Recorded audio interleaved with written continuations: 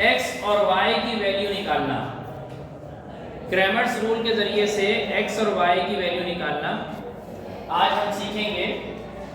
ये दो इक्वेशन हमें दी हुई हैं, इन दोनों इक्वेशन को क्रैमर्स रूल के जरिए से सॉल्व करना है और x और y की वैल्यू निकालनी।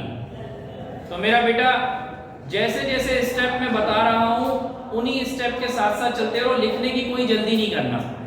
देखो मेरा बेटा, सबसे पहले आप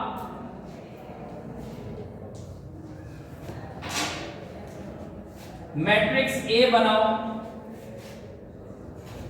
मैट्रिक्स A क्या है बेटा?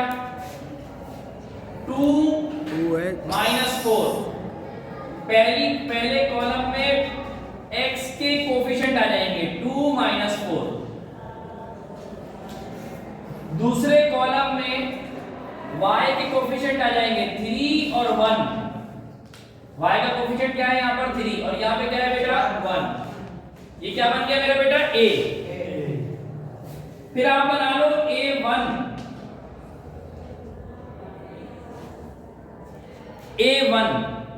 a1 में पहले कॉलम को छोड़ दो। a1 a से ही बनेगा, लेकिन a1 में 1 लिखा हुआ है ना, तो पहले कॉलम की जगह पर इक्वल टू के इस तरफ जो लिखे हुए नंबर है वो लिख दो। पहले कॉलम की जगह पे इक्वल टू के इस तरफ जो नंबर लिखे हुए वो लिख दो 14, 28 और बाकी a में जो लिखा हुआ है वही लिख दो। अब क्या बनेगा बेटा? a2।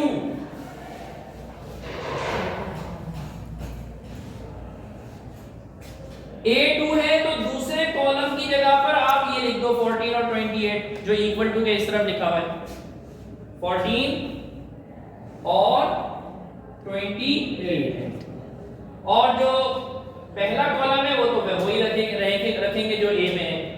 a1 में पहले कॉलम की जगह पे 14, 28 लिख देंगे। a2 में दूसरे कॉलम की जगह पे 14, 28 लिख देंगे और बाकी पहला कॉलम वैसे के वैसे रहेगा। बेटा यहां तक समझ में आया? अब मेरा बेटा a का डिटरमिनेंट निकाल लो। डिटरमिनेंट ऑफ a, डिटरमिनेंट निकालना आपको आता है। पहले को चौथे से मल्टीप्लाई करेंगे 2, ठीक। तीसरे को चौथे, पहले को चौथे से और दूसरे को तीसरे से। 3 4 12 माइनस का और दरमियान में फार्मूले का माइनस प्लस 2 प्लस 12 14 प्लस का। अब मेरा बेटा a1 का डिटरमिनेंट निकाल लो। 14 1 का 14 फार्मूले का माइनस। 3 को 28 से मल्टीप्लाई करो। 3 8 से 24 और 3 2 6 और 2 8। सही है, मैंने गलत तो नहीं किया? अब 14 में से 84 माइनस 14 करो 70 माइनस का।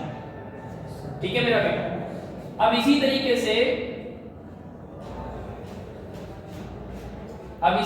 से a2 निकाल लो। डिटरमिनेंट ऑफ a2 28 को 2 से मल्टीप्लाई करो 56 फार्मूले का माइनस। 14 को 4 से मल्टीप्लाई करो minus 56 minus plus 56 plus 56 112 plus 112। बेटा यहां तक बात समझ में आई?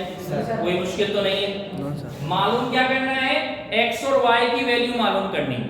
तो अब मेरा बेटा x की वैल्यू x का formula determinant of a1 upon determinant of a। y का formula determinant of a2 upon determinant of a। Determinant of a1 का आंसर क्या था बेटा? -70 अपॉन डिटरमिनेंट ऑफ a का आंसर क्या आया था बेटा? बोलो मेरा बेटा 14 14 1 14 14 5 70। तो x का आंसर कितना आ गया बेटा? -5। डिटरमिनेंट ऑफ A2 का आंसर कितना आया था बेटा? 112 112 और डिटरमिनेंट ऑफ A का आंसर कितना आया था? 14। अच्छा जी 14 5 70 14 6 14 x का आंसर कितना आया बेटा? -5। y का आंसर कितना आया? 8। सॉल्यूशन सेट बनाएंगे, बल्कि सॉल्यूशन सेट नहीं, ऐसे करेंगे x, y बराबर है -5, 8। बेटा बताइए कितना आसान सवाल है ना, कोई मुश्किल नहीं है ना। अल्लाह करे ये सवाल आ जाए तो कर लोगे ना?